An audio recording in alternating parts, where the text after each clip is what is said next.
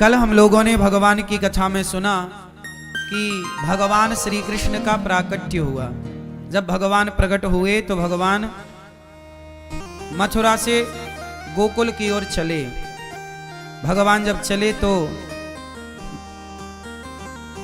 सब प्रकार का आनंद हुआ, पांव की बेड़ियां खुल गईं। वसुदेव जी महाराज भगवान को लेकर यशोदा मां के पास पहुंचे। अभी भगवान का उत्सव चल ही रहा था कि पूतना मौसी आ गई। कौन सी मौसी? पूतना। पूतना लोक बालघिनी राक्षसी रुधिरासना जिघांसयापहरये स्तनं दत्त्वापसद्गतिम। पूतना, पूतना कृष्ण कंस की एक मंत्री मंडल की सदस्य हैं। कंस की मंत्री पूतना अपने स्तनों में जहर भर करके कृष्ण को मारने चली। जैसे ही वो भगवान के पास आई, बड़ी सुंदर बन करके आई, मैया यशोदा से मिली। अरे मैया, मैंने सुन रखे हो तैने बुढ़ापे में रबड़ी से रात में लड़ुआ सो लाला जायो है। अरे मैया, एक बार लाला को दर्शन तो कराए दे। मैया बोली, तुम सबन के आशीर्वाद से छोरा भयो है, बहन ने तुम भी आशीर्वाद दियो, दर्शन दो। पूतना बोली, मैया मैं तेरे छोरा को दूध पिलानो चाहूं। अच्छा मैया, दूध पिलानो चाहे? हाँ। अरे तो को पतो ना है बहन, हमारे दूध में इतनी शक्ति है कि जो बच्चा हमारे दूध पिए ना वो अमर है जाए। मैया बोली, मैया तब तो हमारे लाला को तुम जरूर दूध पिलाओ ताकि हमारो कन्हैया अमर है जाए। अब पूतना मौसी भगवान श्री कृष्ण को दूध पिलाने लग गई। अच्छा, भगवान श्री कृष्ण ने देखा कि पूतना आ रही है तो भगवान ने पूतना को देखकर नेत्र बंद कर लिए, आंखें मूंद ली, पूतना को देखा नहीं। भगवान पूतना को देखना नहीं चाहते। क्या नहीं चाहते पूतना को? बोलो, क्यों नहीं देखना चाहते? भगवान उसे कभी नहीं देखना चाहते जिसका तन बहुत सुंदर है पर जिसके मन में कपट हो, जिसका भीतरी भाग गंदा हो, जिसका विचार गंदा हो, जिसका मन दूषित हो। भगवान ऐसों को बिल्कुल देखना नहीं चाहते। हम तुम्हें नहीं देखेंगे। इसलिए कहता हूं कि गंगा जी आए हो ना तो केवल तन को ही ना धुल लेना। किसे धुलोगे? मन को। तन को धोया मगर मन को धोया नहीं, बाद गंगा नहाने से क्या फायदा। तन को धोया मगर मन को धोया नहीं, बाद गंगा नहाने से क्या फायदा। तन को धोया मगर मन को तो धोया ही नहीं, तो क्या धोएंगे? क्या धोएंगे मेरी माँ? मन को। अच्छा ये बताओ, धुलना किसे चाहिए? तन को धुलने की जरूरत है, तन को साफ करने की जरूरत है। हाँ, तन तो साफ करना ही पड़ता है, जरूरी भी है। लेकिन तन ज्यादा सुंदर होना चाहिए कि मन ज्यादा सुंदर होना चाहिए? बोलो, श्रृंगार किसका हो, मेकअप किसका हो, तन का कि मन का? तन को सजाने में समय बहुत खर्च करते हैं हम लोग, मन को सजाने में समय खर्च नहीं करते। इसलिए कहता हूं, तन बहुत अच्छा है आपका, चमड़ी ही तो है। कितना भी सजाओगे बुढ़ापा तो आएगा, झुर्रियां तो पड़ेंगी, हाथ पांव कमजोर तो होंगे, चमड़ी तो ढीली पड़ेगी। तो तन को कितना भी सजाओ वो अपने समय के साथ समाप्त होगा, लटक जाएगा। लेकिन मन बड़ा अच्छा हो तो काम बन जाता है। इसलिए तन को सजाने में बिल्कुल समय ना गवाओ, मन को सजाओ। मन कैसे सजेगा? सत्संग करो, संतों की संगत करो। यहां लोग कल्पवास कर रहे हैं। क्या कर रहे हैं? क्या मतलब होता है कल्पवास का? बताओ, क्या मतलब होता है कल्पवास? कल्प किसे कहते हैं? पहले तो यही समझने की बात है, कल्प किसे कहते हैं। ये कौन सा कल्प चल रहा है? हाँ, ये कल्प चल रहा है श्वेत बाराह कल्प। वर्तमान में कौन सा कल्प चल रहा है? कल्प किसे कहते हैं? इसके पहले जो कल्प था उसका नाम है ब्रह्म कल्प। इसके आगे जो कल्प होगा उसका नाम है पद्म कल्प।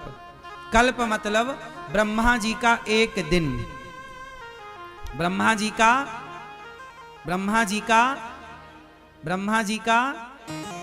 एक दिन। अच्छा, ब्रह्मा जी की एक दिन कितना बड़ा होता है? ब्रह्मा जी के एक दिन को एक कल्प कहते हैं। अच्छा, ब्रह्मा जी का एक दिन कितना बड़ा होता है? ब्रह्मा जी के एक दिन में 1000 बार चतुर्युग बीत जाते हैं। सतयुग, त्रेता, द्वापर, कलयुग। कितने बार राउंड लगा लेते हैं? जैसे सोमवार से लेकर के रविवार तक एक सप्ताह में कितने दिन बीत जाते हैं? 7 दिन बीत गए तो एक सप्ताह हुआ। हाँ या ना? 4 सप्ताह बीत गए तो एक महीना हो गया लगभग, है ना? जैसे एक सप्ताह मतलब 7 दिन, ऐसे एक कल्प मतलब ब्रह्मा जी का एक दिन। ब्रह्मा जी का एक दिन कितना बड़ा? ब्रह्मा जी के एक दिन में जैसे हमारा एक दिन कितना बड़ा होता है, आपका एक दिन कितना बड़ा होता है? हाँ, हमारा एक दिन होता है 12 घंटे का। एक रात होती है 12 घंटे की, तो दिन रात का चक्कर हो गया 24 घंटे का। जैसे हमारा एक दिन रात 24 घंटे की होती है, उसी तरह ब्रह्मा जी का एक दिन रात एक कल्प मतलब 1000 बार चतुर्युग बीत जाते हैं। सतयुग, त्रेता, द्वापर, कलयुग। सतयुग, त्रेता, द्वापर, कलयुग। 1000 बार, 1000 बार जब राउंड लगाते तब ब्रह्मा जी का एक दिन होता है। ऐसे ब्रह्मा जी की 100 साल की आयु है। अभी ब्रह्मा जी लगभग 50 वर्ष से अधिक के हो गए हैं। और यह जो कल्प चल रहा है, एक कल्प में 14 मनवंतर होते हैं। ये कौन सा मनवंतर चल रहा है? वैवस्वत मनवंतर। ये वैवस्वत मनवंतर का 28वां कलयुग चल रहा है। एक मनवंतर में 73 चतुर्युग होते हैं। आप उलझ जाओगे इतना सब सुन करके। मैं सीधी सीधी बात कहूं कि कल्प का मतलब होता है, जैसे कलयुग की उम्र कितनी है? 4,32,000 वर्ष। कलयुग कितना बड़ा है? कलयुग से ठीक दुगना है द्वापर, 8,64,000 वर्षों का। कलयुग से ठीक 3 गुना त्रेता है और कलयुग से ठीक 4 गुना सतयुग है। जब ये चारों युग कितने बार बीत जाते हैं? 1000 बार। कितने बार? कितने बार? 1000 बार बीतते हैं, तब उसे कहते हैं एक कल्प। तो कहते हैं कि जो प्रयागराज में एक कल्प, कल्पवास मतलब महीने भर का वास यहां होता है। कहते हैं एक एक दिन को यहां पर कल्पवास कहते हैं। एक दिन कोई रुका मतलब एक कल्प। इससे क्या फायदा होगा?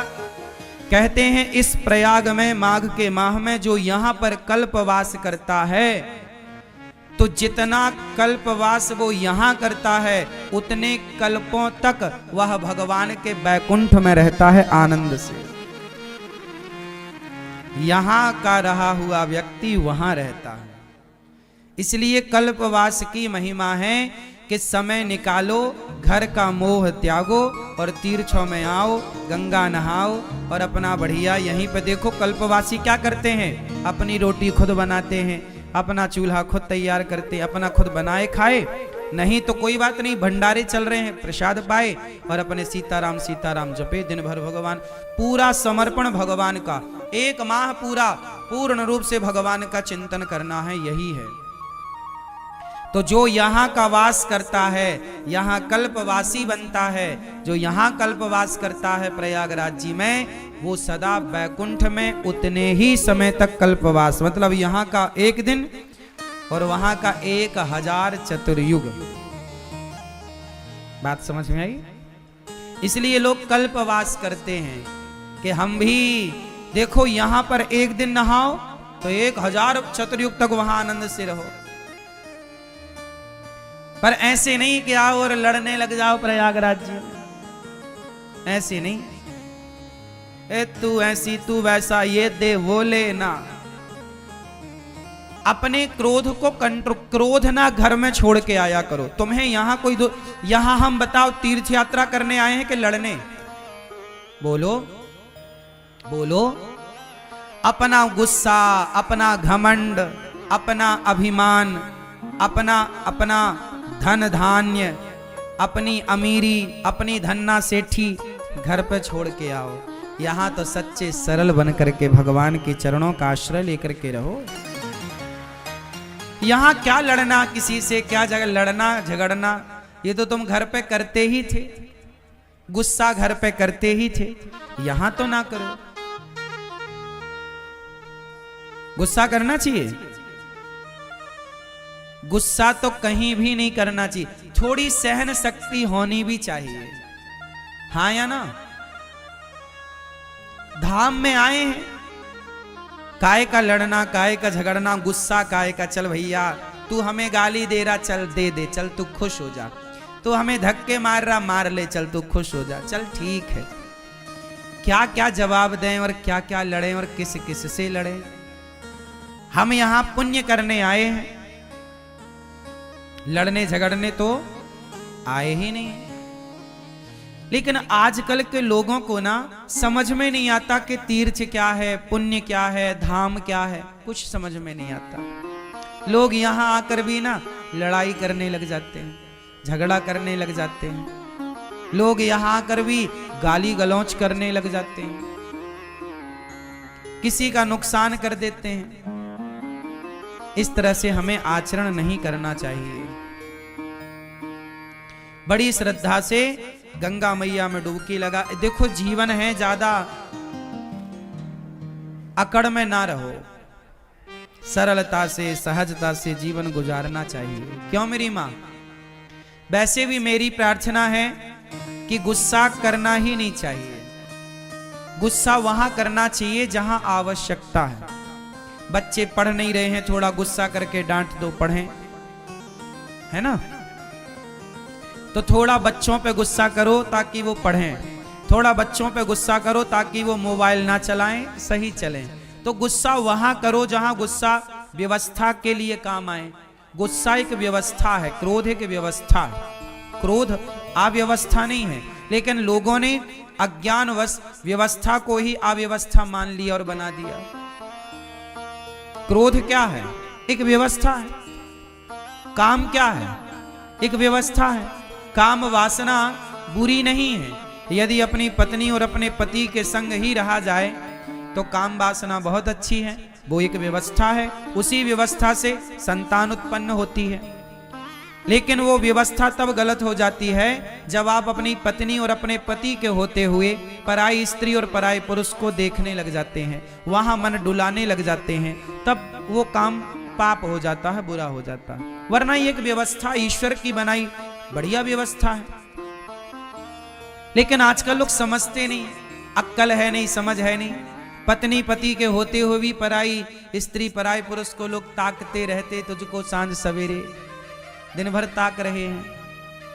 तीर्थराज में आकर के भी लोग काम वासना से स्त्रियों को देख रहे हैं, काम वासना से पुरुषों को देखा जा रहा है।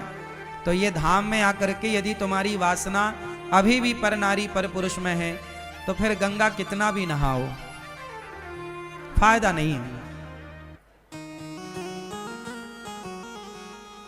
खेल मेरी मां शरीर का। एक बार क्या हुआ, एक बार शंकर जी ने और पार्वती मैया ने कहा कि प्रभु ये भीड़ कहां जा रही है, इतने लोग लाखों नहीं करोड़ों। शंकर जी बोले जा रहे हैं सब लोग कुंभ नहाने। तो पार्वती मैया बोली अरे ये तो सब बड़े पुण्यात्मा हैं, शंकर जी बोले नहीं, ये जा जरूर रहे हैं, लेकिन ये देखने और दिखाने जा रहे हैं। चलो देख ही आवे, कितना बड़ा मेला भरा है, और दिखाने के जी हम भी गए थे, तुम तो गए नहीं। तो ये देखने और दिखाने जा रहे हैं। पार्वती जी बोली नहीं, ये तो सब भक्त हैं और बड़ी श्रद्धा से जा रहे हैं, प्रभु इन सबको दर्शन दो, जितने भी कुंभ नहा रहे हैं सब पर कृपा करो, सब अच्छे लोग हैं। शंकर जी बोले चलो, पार्वती जी आप कह रही हो तो हम चेक कर लेते हैं कि इनमें से कितने लोग कुंभ नहाने आए हैं, कितने लोग पवित्र विचारों से आए हैं, चेक करते हैं। तो जहां से सारे लोग आ रहे थे, तो उसी रास्ते पर शंकर और पार्वती एक बुढ़ा बुढ़ी बन करके शंकर जी एक गड्ढे में गिर गए। गड्ढा था गंदा शहर का, वहां पे मलमूत्र इकट्ठा होता था, तो वो गड्ढे में गिर गए। अब गड्ढे में गिरे हैं और गंदगी लगी है शरीर पर। माता पार्वती बूढ़ी सी बन गई, ओ जो गुजरते जाएं, ओ बहन, ओ मैया, ओ भैया, हमारे पति गिर गए हैं, थोड़ा बचा लो, हमारे पति की मदद करो, हमारे पति की मदद करो, देखो उन्हें बड़ा कष्ट है, बहुत बड़ी भूख लगी है और वो ठंडे में सिकुड़ रहे हैं और वो कष्ट पा रहे हैं, गड्ढे में हमसे निकल नहीं रहे हैं, आप जरा मदद करो। तो लोग बोले अरे हमारे गंगा नहाने का टाइम हो रहा है, हम गंगा नहाने जा रहे हैं, हाँ ये सब क्या गंदगी मचा रखी तुमने। शंकर जी पार्वती जी से बोले देख लो, ये गंगा नहा रहे हैं, किसी की मदद कर नहीं रहे हैं और गंगा नहा रहे हैं। पार्वती जी बोली प्रभु कोई तो आएगा, हाँ हाँ कोई आएगा, सबसे कहो। अब पार्वती जी सबसे कह रही हैं भैया हमारे पति जरा कष्ट में हैं, जरा गिर गए हैं, जरा उठाओ, जरा इनकी दवाई कराओ, जरा इनका ख्याल रख लो, हमसे भी चला नहीं जा रहा है। सारे लोग बोले हम तो गंगा नहाने आए हैं, गंगा नहाएंगे, कहाँ तुम फंसा रहे हो, चलो। एक नौजवान लड़का आया, पार्वती मैया बोली भैया हमारे पति को जरा निकालो, गिर गए हैं। बोला हाँ हाँ चलो निकालते। वो आया शंकर जी की मदद करने। शंकर जी की जब मदद करने आया तो शंकर जी बोले भैया यदि तुम हमें निकालने के लिए इस गड्ढे में आओगे तो हम तो निकल जाएंगे, पर तुम फंस जाओगे। तो वो नौजवान बोला अच्छा हम फंस जाएंगे, हाँ फंस जाओगे। तो बोला अच्छा एक काम करो, पर तुम ही फंसे रहो, हम जा रहे हैं। वो नौजवान वहां से चला गया। कौन फंसे? पार्वती जी देखती रही, कोई नहीं आया। आखिरी में कोई एक सज्जन आए, एक सदगृहस्थ आए, पति पत्नी। जब पति पत्नी आए तो उनसे कहा पार्वती मैया ने कि मेरे पति फंसे पड़े हैं दलदल में, जरा बचाओ। वो गृहस्थ पति बोला, पुरुष बोला कि जी अभी मैं बचाता हूं। शंकर जी बोले कि यदि तुम यहां हमें बचाने आओगे तुम फंस जाओगे। तब उस आदमी ने कहा कि महाराज मैं भले फंस जाऊं, मुझे भले कष्ट हो, पर आपको कष्ट ना हो। मैं फंसूं तो फंसूं, आप ना फंसे, मैं कष्ट उठाऊं तो उठाऊं, आप ना उठाएं। ये कहकर के वो आदमी उस गड्ढे में कूदा, शंकर जी को कंधे पर बिठाया, जोर लगाया, उठाया, बाहर किया। और जब बाहर किया तो शंकर जी ने भी उसे बाहर किया। और जब बाहर किया तो भगवान शिव ने पार्वती जी से कहा देखो इस पूरे कुंभ में केवल ये आदमी कुंभ नहाने आया है, ये परिवार कुंभ नहाने आया। हम लोग किसी की मदद नहीं कर रहे हैं, किसी की हेल्प नहीं कर रहे हैं। किसी की मदद करना यही तो सबसे बड़ा स्नान है। ना जाने किस रूप में नारायण मिल जाएं। कोई आपसे कहे कि भैया हमारी थोड़ी मदद कर दो, तो वो भगवान के रूप में ही तो आपसे मदद मांग रहे थे, आपकी परीक्षा लेने के लिए। इसलिए ये बात केवल मैं कुंभ के लिए नहीं बोल रहा हूं। कहीं भी जाओ, घर पे भी रहो, गांव में भी रहो, गली में भी रहो, अपने शहर में भी रहो, तो सबकी मदद करो।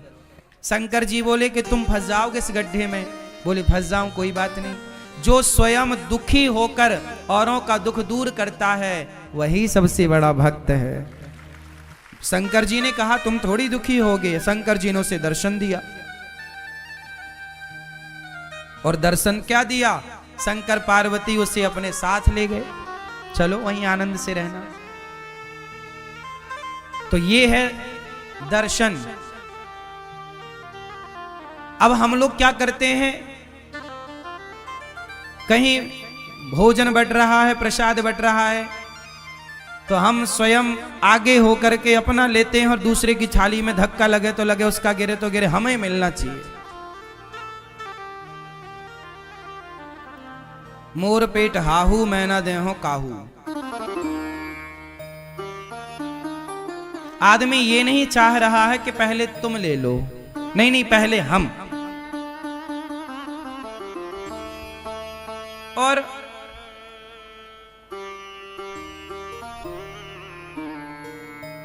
दर्शन, दर्शन का मतलब लोग समझ ही नहीं रहे। धाम में आओ ना, प्रयाग जी में आओ, वृंदावन आओ, यमुना जी आओ, अयोध्या जी जाओ, जहां भी जाओ वहां क्या करना चाहिए।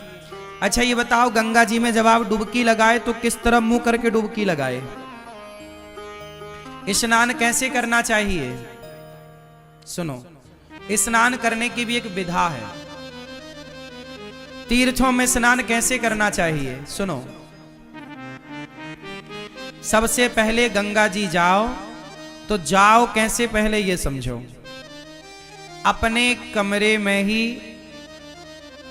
फ्रेश होकर के आधा स्नान अपने कमरे में कर लो। फ्रेश हो जाओ, थोड़ा आधा स्नान कर लो, क्योंकि गंगा अपने आप में एक मंदिर है। गंगा अपने आप में कौन है? मंदिर। तो मंदिर में हम बिना नहाए जाते हैं कि नहा कर? तो गंगा जी जाने के पहले अपने कमरे में मलमूत्र से निवृत्त होकर के मंजन ब्रश कर लो कमरे में, यहीं पर जो व्यवस्थाएं हैं तंबू में, और स्नान कर लो आधा, क्योंकि शौच करने के बाद नहाना चाहिए। तो कमरे में आधा नहा लो। जो कपड़े पहनकर शौच करो वो कपड़े गीले करना चाहिए, वही कपड़े पहनकर नहीं। तो शौच करने के बाद नहा लो आधा, फिर नहा करके आप फिर गंगा जी जाओ, नहा करके आधा नहा लो, फिर गंगा जी जाओ पवित्र हो करके, फिर वहां जाके सबसे पहले गंगा मैया को प्रणाम करना चाहिए। जाके ये नहीं सीधे पांव डाल दे, नहीं, सबसे पहले गंगा जी के पास बैठ के हाथ से गंगा मैया का पहले तो मस्तक झुकाकर गंगा मैया को प्रणाम करो, फिर हाथों से थोड़ा जल उठाकर सबसे पहले अपने मस्तक पर डालो। कहाँ डालो? अपने मस्तक पर जल डालो। हे गंगा मैया हमारे माथे पर विराजिए। हे गंगा मैया आपकी कृपा से सदा सब लोग सुखी रहें, सब प्रसन्न रहें, और हे गंगा मैया हमारी भक्ति दिनों दिन बढ़े, हम सदा प्रभु का स्मरण करते रहें। एक क्षण के लिए मैं भगवान को कभी भूलूं नहीं। हे गंगा मैया मैं भगवान को कभी भूलूं नहीं। हे नाथ मैं आपको कभी भूलूं नहीं। हे गंगा मैया आखिरी सांस तक मैं आपका दर्शन करने आती रहूं, अपने पांव से चलकर अपनी आंखों से आपको देखती रहूं, और आपकी कृपा से आपका दर्श परस करते, भगवान का नाम सुनते सुनते, भगवान की कथा सुनते सुनते मेरे प्राण जाए मैया, यही वरदान दो। आपका नाम जपते जपते, भगवान का गुणगान गाते गाते प्राण जाएं। और ये जो बाल बच्चे हैं, बाल गोपाल हैं, बच्चे हैं, ये भी बड़े होकर सदा आपके प्रति श्रद्धा का भाव रखें, ये भी आपके प्रति प्रेम रखें। गंगा मैया को प्रणाम करो। प्रणाम करके फिर जिस तरफ से गंगा जी की धार आ रही है, किस तरफ से? जिस तरफ से गंगा जी की धार, जिस तरफ से गंगा जी की धारा आ रही है उस तरफ मुंह करना चाहिए।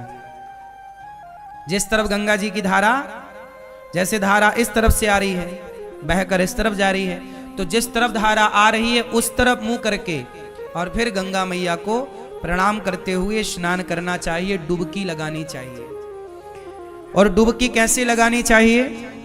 पहली डुबकी अपने माता के लिए कि ये डुबकी का पुण्य मेरी माँ को मिले जिसने मुझे धरती पर भेजा है।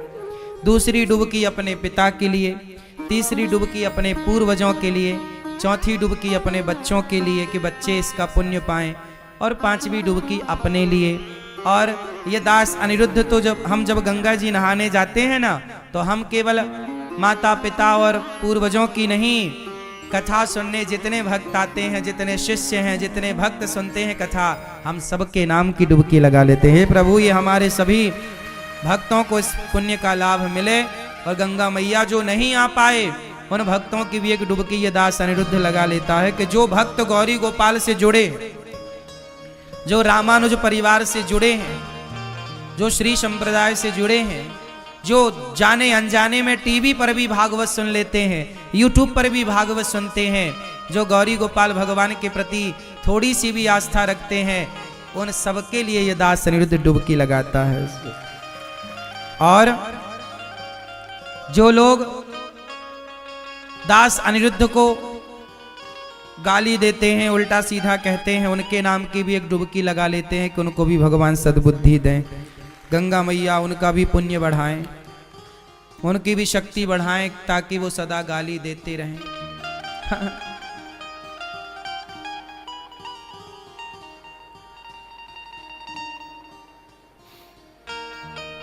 क्योंकि बैलेंस बना के चलना चाहिए ना। यदि आपको अच्छा कहने वाले लोग हैं तो आपको बुरा कहने वाले लोग भी होंगे, इसलिए आप लोग घबरा जाते हैं कि मुझे बुरा कह दिया। लेकिन ये दास अनिरुद्ध उन बुरा कहने वाले लोगों के नाम की भी गंगा जी में एक डुबकी मार लेता है कि भैया उनका भी भला हो। वो बुरा सोचें, हम बुरा क्यों सोचें? यदि आपने बुरा सोचा हमारे लिए और हमने भी आपके लिए बुरा सोचा, तो फिर आप में और हम में अंतर क्या रह जाएगा? आप कितना भी बुरा सोचिए हमारे लिए, पर हम कदापि कभी बुरा नहीं सोचेंगे किसी के लिए। आप सोच रहे हैं वो आपके संस्कार हैं, जो हम सोचेंगे वो हमारे संस्कारों का परिचय होगा। हम क्यों पाप ला दें? आप दीजिए गालियां, हम थोड़ी देंगे। आप अपना स्वभाव का परिचय दे रहे हैं, हम अपने स्वभाव का परिचय दे रहे हैं। जो व्यक्ति स्वप्न में भी, सपने में भी किसी का बुरा नहीं सोचता ना मेरी माँ, तुम दिल के साफ बनो बस यहाँ से। जिस दिन तुम यहाँ से सच्चे हो जाओगे ना, दुनिया साथ दे ना दे, भगवान साथ देते हैं मेरी माँ। दुनिया के साथ की जरूरत भी नहीं पड़ती, यहाँ से अच्छे रहना हृदय से। और भगवान को यहीं की सुंदरता दिखती भी है। निर्मल मन जन सो मोहि पावा, मोहि कपट छल छिद्र न भावा। भगवान कहाँ की सुंदरता देखते हैं? मन की। इसलिए कहता हूं, तन को धोया मगर मन को धोया नहीं, बाद गंगा नहाने से क्या फायदा। सबकी मदद करो। कुंभ नहाने आए, पर शंकर जी ने परीक्षा ली तो कोई एक ही नजर आया कि ये नहाने आया। जो सबकी मदद करता है वो व्यक्ति वही कुंभ नहाने का फल पा रहा है। सबकी मदद करो, सबका भला करो। ये दास अनिरुद्ध पहली बार जब ये कुंभ में आया तो देखो, यहाँ आकर हमने सबसे पहले सोचा कि यहाँ अन्य क्षेत्र चलना चाहिए। ये दास अनिरुद्ध जहाँ जाता है वहाँ कोशिश करता है कि अन्य क्षेत्र चले। वृंदावन में इतना बड़ा अन्य क्षेत्र चल रहा है, हजारों लोग भोजन कर रहे हैं। प्रयागराज जी में भी गौरी गोपाल अन्य क्षेत्र चल रहा है, हजारों भक्त भोजन कर रहे हैं, सबको पेट भर भोजन मिल रहा है। कितना बड़ा पुण्य है ये माँ, सही है। हमें बड़ी तसल्ली है अपने, हम बड़ा संतोष रखते हैं अपने जीवन में कि बस ये शरीर की सुंदरता ना, शरीर की सुंदरता सोना चांदी से नहीं, शरीर की सुंदरता सेवा से है। तन पवित्र सेवा किया, तन को शुद्ध करना है तो सेवा से करिए। तन पवित्र सेवा किए, धन पवित्र कर दान, धन को शुद्ध करना है तो दान करिए। और मन पवित्र हरि कीर्तन से होत त्रिविध कल्याण, मन को पवित्र करना है तो भगवान का कीर्तन करने लग जाइए, अपने आप मन शुद्ध होगा। सर्वे भवन्तु सुखिनः, सब सुखी रहें, यही भावना होनी चाहिए। एक सज्जन ने हमसे पूछा कि महाराज जी, यदि संत जन कहते हैं, शास्त्र कहते हैं सर्वे भवन्तु सुखिनः, हम कहते हैं ना सब सुखी रहें, तो एक नौजवान दोस्त ने यही प्रश्न कर लिया प्रश्नोत्तरी में कि महाराज जी आप कहते हो कि सब लोग सुखी रहें, तो फिर इस कुंभ में मुसलमानों को क्यों नहीं आने दिया गया? सब सुखी रहें तो क्यों नहीं आए वो लोग? हमने कहा भाई, कुंभ का गंगा मैया तो सबको पवित्र करने के लिए हैं, कोई रसखान की तरह भक्त बनकर आए तो सब आए, आतंक फैलाने तो कोई ना आए। कम से कम रसखान की तरह भक्त बनकर आओ तो गंगा नहाने में कहां ऐतराज है? नहाओ ना, डुबकी लगाओ। लेकिन तुम हमेशा यदि गला काटने की बातें करोगे, सनातन धर्म को मिटाने की बात करोगे, तो फिर कैसे स्वीकार होगा? इसलिए हम सबका भला चाहते हैं, लेकिन सबका भला चाहते हैं इसका मतलब ये नहीं कि तुम हमारी बहन बेटियों को गलत तरीके से देख लो, गलत काम करो और हम तुम्हारा भला चाहते रहें। हम सबका भला चाहते हैं, श्री कृष्ण सबका भला चाहते हैं, लेकिन जरूरत पड़ने पर अर्जुन को गांडीव उठाने की प्रेरणा भी तो देते हैं कि सबका भला चाहते हैं हम, पर भला उसका ही तो चाहना चाहिए जो भलाई के लायक हो। यदि आप उद्दंड हैं, बच्चा गलत करता है तो माँ दो थप्पड़ भी तो जमाती है, वही माँ छाती से लगाकर दूध भी पिलाती है, और वही माँ दो थप्पड़ भी जमाती है। जहां थप्पड़ जमाने की जरूरत होती है वहां थप्पड़ लगाती है, जहां लाड़ लड़ाने की जरूरत होती है वहां लाड़ लड़ाती है। यही है कि जब समाज गलत रास्ते पर चला जाए, आज के पहले कुंभ लगे थे तो उसमें तो सारे मुसलमान आए और अपनी दुकानें लगाए और सब काम हुआ, लेकिन जब आपने यहीं की रोटियां खाकर, यहीं से पैसा कमाकर इसी सनातन को मिटाने का षड्यंत्र रचेंगे, तब तो देखो मां लाड़ लड़ाएगी तो फिर थप्पड़ भी जमाएगी।